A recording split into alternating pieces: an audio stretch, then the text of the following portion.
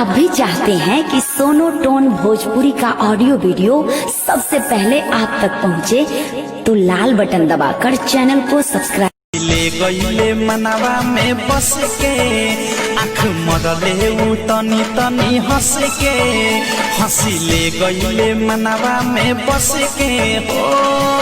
बानी पे चैन चैन मिले ना लड़ते ना जगवा से, बानी पे चैन चैन मिले ना लड़ते ना जगवा से।